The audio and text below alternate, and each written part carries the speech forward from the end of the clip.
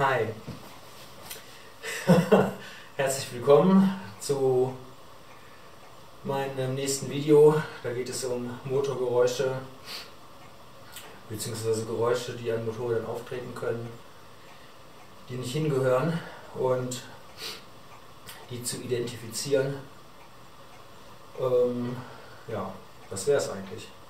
Und wir fangen mit etwas Leichtem an, bevor wir zu schwerwiegenderen Sachen kommen, die schwerer zu orten, zu identifizieren sind und die eventuell auch schlimme Ursachen haben können. Das kommt später. Heute ist erstmal dran eine relativ einfache Sache, die aber durchaus häufig vorkommt und die manche Leute eventuell doch verunsichert, weil sie denken, das was am Motor kaputt, defekt, schlimmer Schaden, wie auch immer. Ja, und zwar sind das Geräusche, die in einem sehr eng eingegrenzten Drehzahlbereich auftreten. Sagen wir mal jetzt einfach zwischen 3,5 und 4 zum Beispiel. Klingt meist wie ein Schnarren, also weniger klappern oder scheppern oder poltern, sondern mehr wie ein Schnarren. Oft ist es ein höher frequentes Geräusch und das kann jetzt, sage ich mal, 2,5 bis 3 auftreten, das kann 3,5 bis 4,5 auftreten, aber meist ist es so, dass der Drehzahlbereich, in dem es auftritt, relativ begrenzt ist. Darunter ist es nicht, darüber ist es nicht und in dem schmalen Drehzahlband tritt es auf. So. Gewöhnlich sind das Geräusche, die nicht weiter tragisch sind. Meistens kann man natürlich jetzt nicht so stark verallgemeinern, aber oft ist es so, die durch Resonanzschwingungen hervorgerufen werden. Zum Beispiel ein Blech oder ein Halter, der sich gelöst hat, wo ein Schweißpunkt losgegangen ist, wo das Blech, sage ich mal, vielleicht an 2 Enden befestigt war. Ein Ende davon ist der Schweißpunkt los, dann steht das über eine längere Distanz frei und kann schwingen. Und dann gibt es halt Drehzahlen, im Drehzahlbereich, wo dieses bewusste Bauteil in Resonanzschwingung kommt. Das ist dann so ein meist höher frequentes Geräusch, wie ein Schnarren zum Beispiel. Und es hat meist keine allzu schlimme Ursache. So. Gut ist, dass diese Art von Geräuschen also nicht nur beim Fahren auftritt, sondern gewöhnlich auch, wenn das Moped im Stand läuft, provozierbar ist.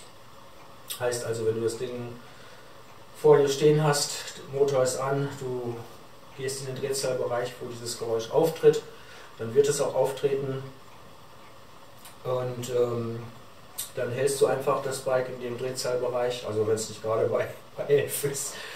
Gewöhnlich sind es so etwas tiefere Drehzahlen, wo das dann passiert. Ja, dann hältst du es jedenfalls in den Drehzahlbereich.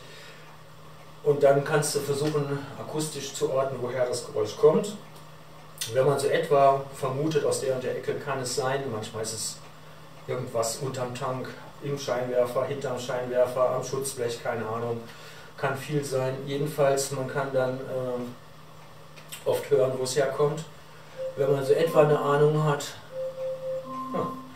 ja. Achso, Alexa, stopp! Wenn man so etwa eine Ahnung hat, wo es herkommt, dann kann es hilfreich sein, während man in diesem Drehzahlbereich den Motor hält, mit einer Hand das Bauteil, das man vermutet, anzufassen. Damit ändert man die Frequenz des Bauteils oder auch der Umgebung und damit, sage ich mal, wenn du etwa weißt, wo das Geräusch herkommt, ist es sehr wahrscheinlich, dass irgendwo, wenn du die richtige Stelle anfasst, das Geräusch weg ist oder sich akustisch verlagert.